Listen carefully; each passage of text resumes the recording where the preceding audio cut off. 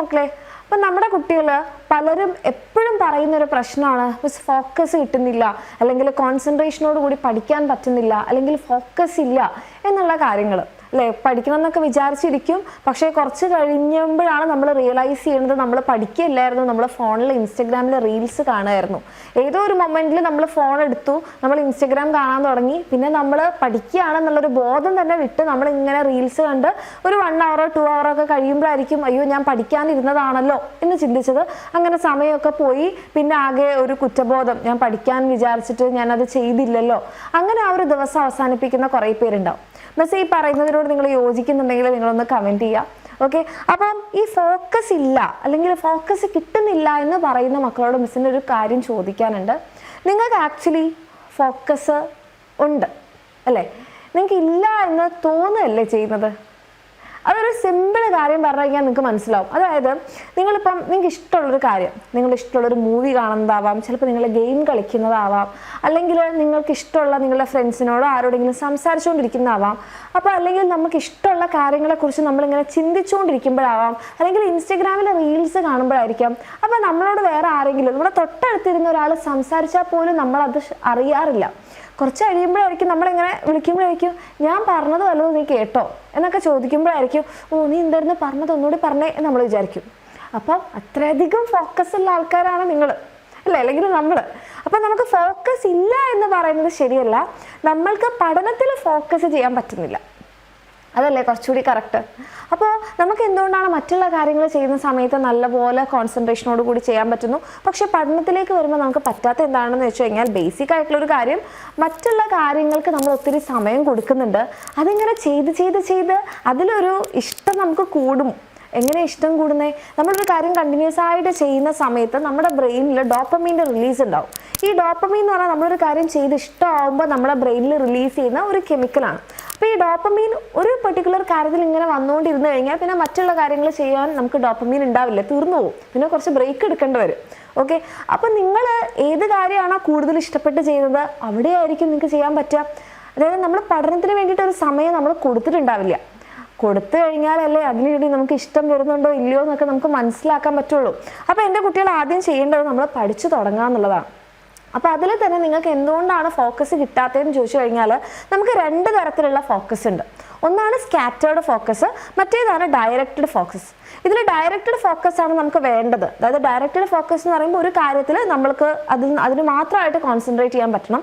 ഇത് നമുക്ക് സ്റ്റഡീസിലേക്ക് കിട്ടിക്കഴിഞ്ഞാൽ, ബാക്കി എല്ലാ കാര്യത്തിലും കിട്ടുന്നുണ്ട്, ഇത് സ്റ്റഡീസിലേക്ക് കിട്ടിക്കഴിഞ്ഞാൽ ഓൾ സെറ്റ്. പക്ഷെ നമുക്കുള്ള ഫോക്കസ് പഠനത്തിൻ്റെ സമയത്ത് ഏതാണ്?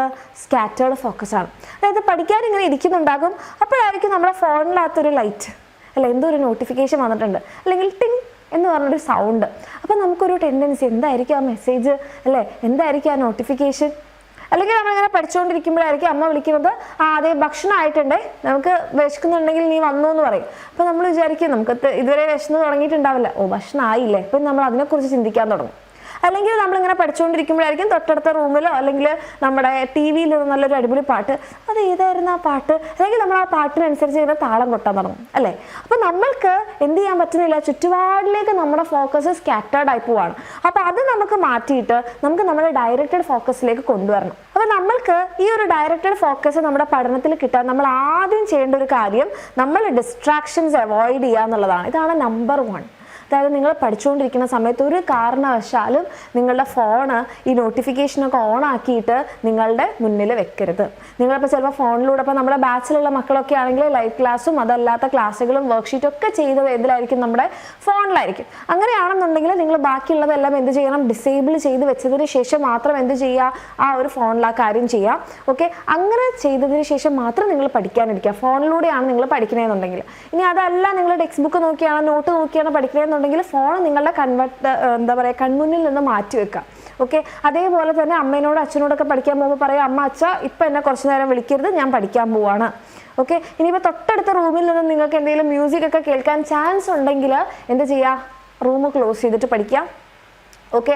അതല്ലാന്നുണ്ടെങ്കിൽ അവരോട് പറയാം ഞാൻ പഠിക്കുന്നുണ്ട്, കുറച്ച് സൗണ്ട് കുറച്ചതിന് ശേഷം നിങ്ങൾക്ക് എന്ത് ചെയ്യാം, പാട്ട് വെക്കാം. ഓക്കെ. ഇനി അതല്ല, നമ്മുടെ റൂമിൽ തന്നെ നമ്മുടെ സ്റ്റഡി ടേബിളിൽ നിങ്ങൾക്ക് അനാവശ്യമായിട്ടുള്ള കാര്യങ്ങളൊന്നും തന്നെ വെക്കാതിരിക്കുക. അതായത് ചിലപ്പോൾ അവിടെ എന്തുണ്ടാകും, എന്തെങ്കിലും പേപ്പറൊക്കെ ഉണ്ടാവും, ചിലപ്പോൾ നമ്മുടെ ഫോട്ടോസൊക്കെ ഉണ്ടാവും. അപ്പോൾ ഈ ഫോട്ടോ എപ്പോൾ എടുത്തതായിരുന്നു, അല്ലെങ്കിൽ ആ ഫോട്ടോ എടുത്ത സമയത്തുള്ള സിറ്റുവേഷൻസ് ഒക്കെ നമുക്ക് ഓർമ്മ വരും. അങ്ങനെ നമ്മളെ ഡിസ്ട്രാക്ട് ചെയ്യാൻ സാധ്യതയുള്ള കാര്യങ്ങളൊക്കെ നമ്മുടെ മുന്നിൽ നിന്ന് മാറ്റിയതിന് ശേഷം നിങ്ങളെ പ്രോപ്പറായിട്ട് എന്തിലേക്ക്, നിങ്ങളുടെ പഠനത്തിലേക്ക് മാത്രം കോൺസെൻട്രേറ്റ് ചെയ്യുന്ന കാര്യങ്ങൾ മുന്നിൽ വെക്കാം. ഓക്കെ. പിന്നെ നമുക്ക് വേണ്ട ഒരു കാര്യം എന്ന് പറഞ്ഞിട്ടുണ്ടെങ്കിൽ നിങ്ങളുടെ ബോഡി, നമ്മുടെ മനസ്സും ശരീരവും നമ്മൾക്ക് ഒന്നിലേക്ക് എന്തിനായിരിക്കണം, കോൺസെൻട്രേറ്റ് ചെയ്യാൻ പറ്റണം, പ്രത്യേകിച്ച് പഠനം പോലെയുള്ള കാര്യങ്ങൾ. ഓക്കെ. അപ്പോൾ അതിന് വേണ്ടിയിട്ട് നിങ്ങൾ മനസ്സിലാക്കേണ്ടത് നിങ്ങളുടെ ബോഡി ഹെൽത്തി ആണോ എന്നുള്ള കാര്യം നിങ്ങൾ ചെക്ക് ചെയ്യുക. അതായത് നമ്മൾ ഒത്തിരി ഫാറ്റി ഫുഡൊക്കെ കഴിച്ചിട്ട് നമ്മുടെ ഹെൽത്ത് മോശമാവുന്നുണ്ടെങ്കിൽ അതെന്താവും, നമ്മുടെ ഫോക്കസ് നമുക്ക് കിട്ടില്ല. കാരണം ആ സമയത്ത് നമുക്ക് ഇങ്ങനെ ക്ഷീണം വരാൻ വേണ്ടി തുടങ്ങും. പിന്നെ ഹോർമോൺ വൈസ് നിങ്ങളുടെ ബോഡി ഹെൽത്തി ആണെങ്കിൽ, ഫോർ എക്സാമ്പിൾ നിങ്ങൾക്ക് തൈറോയിഡിൻ്റെ ഇഷ്യൂസ് ഇല്ല, വൈറ്റമിൻ ഡിയുടെ ഡെഫിഷ്യൻസി ഇല്ല, വൈറ്റമിൻസിൻ്റെ ഡെഫിഷ്യൻസി ഇല്ല, നിങ്ങളുടെ ന്യൂട്രിയൻസും കാര്യങ്ങളും പ്രോപ്പർ ആണെന്നുണ്ടെങ്കിൽ നിങ്ങൾക്ക് ഈ പറയുന്ന അത് കാരണമുള്ള ഫോക്കസ് നഷ്ടപ്പെടൽ ഒഴിവാക്കാൻ പറ്റും. മൂന്നാമതായിട്ടുള്ളൊരു കാര്യം എന്ന് പറഞ്ഞിട്ടുണ്ടെങ്കിൽ നിങ്ങൾക്ക് പ്രോപ്പർ സ്ലീപ്പ് കിട്ടുന്നുണ്ടോ നിങ്ങൾ എൻഷുർ ചെയ്യുക. പ്രോപ്പർ സ്ലീപ്പ് ഇല്ലെങ്കിലും നമുക്ക് ഫോക്കസ് ചെയ്യാൻ വേണ്ടി പറ്റില്ല. അപ്പോൾ നിങ്ങൾ ഇപ്പോൾ പ്രത്യേകിച്ച് നിങ്ങൾ ആക്റ്റീവ് ആയിരിക്കുന്ന സമയമാണ്, നിങ്ങൾ നല്ല ആക്റ്റീവായിട്ട് പഠിക്കേണ്ട, എൻജോയ് ചെയ്യേണ്ട സമയമാണ്. അപ്പോൾ നിങ്ങൾക്ക് പ്രോപ്പറായിട്ടൊരു 6 to 7 hours സ്ലീപ്പ് നിർബന്ധമാണ്. അത് കിട്ടുന്നുണ്ടോ എന്ന് എൻഷുർ ചെയ്യുക. നിങ്ങൾ ഹൈഡ്രേറ്റഡ് ആണോ എന്ന് ചെക്ക് ചെയ്യുക. അതായത് പ്രോപ്പറായിട്ട് നമ്മുടെ ശരീരത്തിൽ വെള്ളം കിട്ടിയിട്ടില്ലെങ്കിൽ നമ്മുടെ ബ്രെയിനിന് നല്ലപോലെ വർക്ക് ചെയ്യാൻ വേണ്ടി പറ്റില്ല. ഓക്കെ.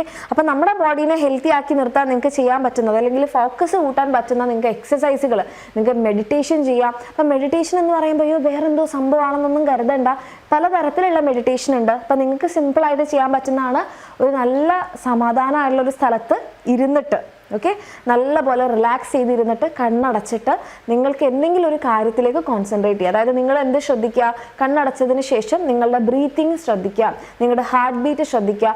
അങ്ങനെ കുറച്ച് നേരം നിങ്ങൾ ഇരിക്കുന്നത് ഒരു മെഡിറ്റേഷനാണ്. ഓക്കെ.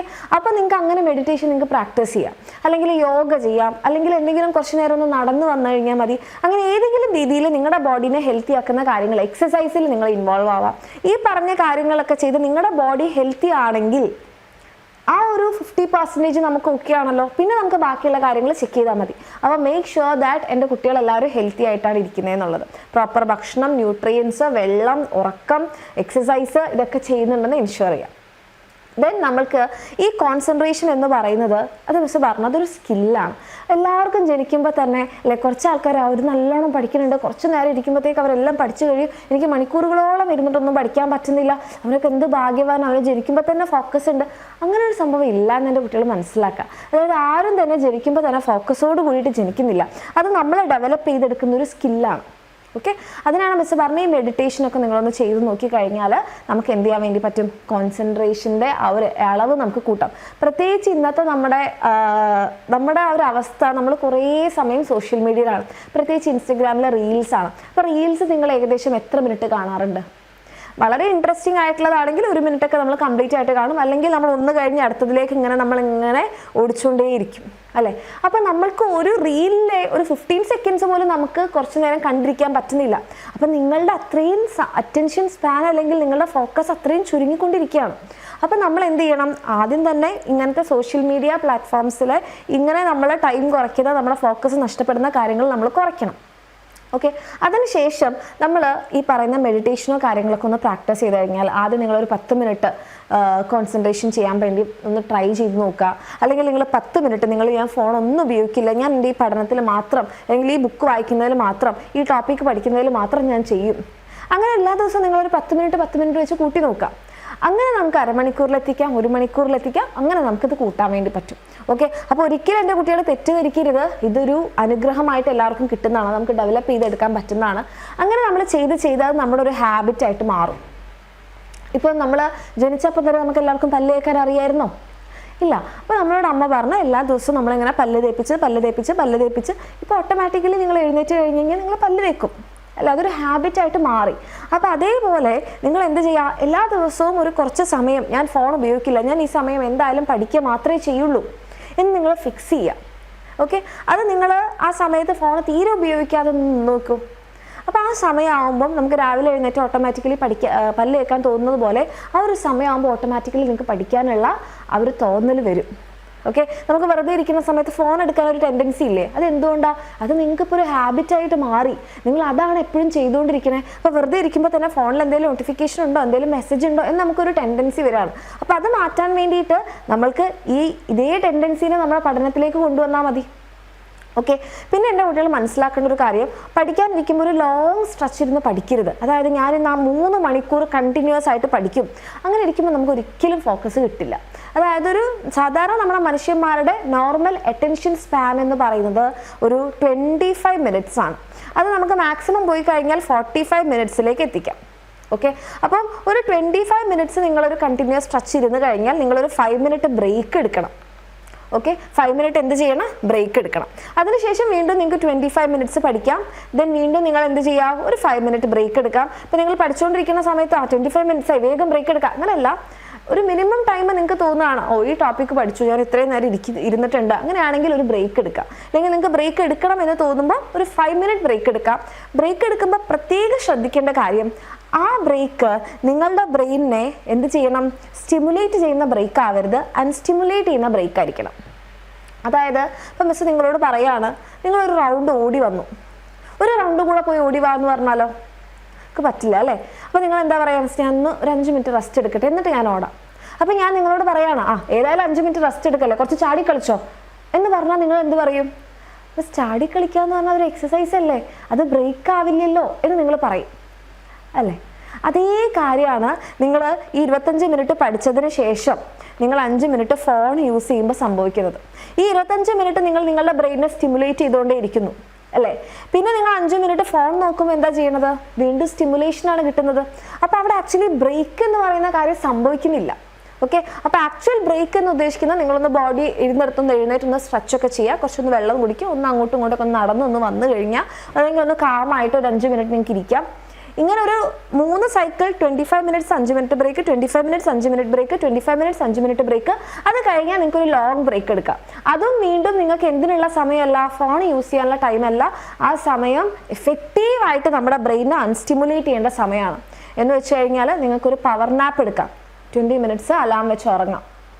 ഓക്കെ, അപ്പോൾ ഉറങ്ങിക്കഴിഞ്ഞ് എഴുന്നേക്കാത്തവരാണെങ്കിൽ തീർച്ചയായിട്ടും നിങ്ങളുടെ വീട്ടിൽ ആരാണോ ഉള്ളത് അവരോട് പറയാം, എന്നെ ഇത്ര സമയം കഴിഞ്ഞാൽ വിളിക്കണം. മിസ് അങ്ങനത്തെ ഒരാളാണ്, ഉറങ്ങിക്കഴിഞ്ഞ് കഴിഞ്ഞാൽ പിന്നെ സ്ഥലകാല ബോധം ഇല്ലാതെ ഉറങ്ങും. അപ്പം ഞാൻ 2 കാര്യങ്ങൾ ചെയ്യും, അലാം വെക്കും, ഞാൻ ഒറ്റയ്ക്കാണെങ്കിൽ അലാം വെക്കും, അല്ലെങ്കിൽ അവിടെ ആരാണ് എൻ്റെ കൂടെ ഉള്ളത് അവരോട് പറയും ഇത്ര സമയം കഴിഞ്ഞാൽ എന്നെ വിളിക്കണം.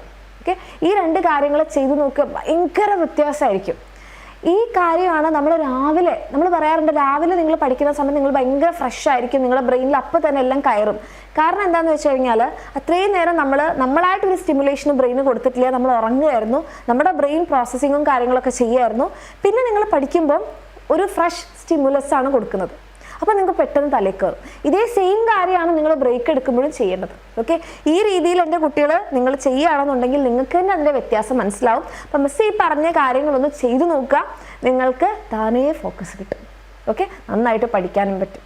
ആൻഡ് ഈ നന്നായിട്ട് പഠിക്കാൻ നിങ്ങൾക്കൊരു സോഴ്സ് ഇല്ല, എങ്ങനെയാണ് പഠിക്കേണ്ടതെന്ന് അറിയില്ല എന്നാണെങ്കിൽ എൻ്റെ കുട്ടികൾക്ക് ധൈര്യമായിട്ട് നമ്മുടെ എക്സാമിനറിൻ്റെ ബാച്ചസിൽ ജോയിൻ ചെയ്യാൻ താഴേക്കാവുന്ന നമ്പറിൽ മെസ്സേജ് ചെയ്തിട്ട് പ്രോപ്പറായിട്ടുള്ള ക്ലാസ്സുകളും അതിൻ്റെ വർക്ക്ഷീറ്റും നോട്ട്സും എല്ലാം ഉണ്ടാകും.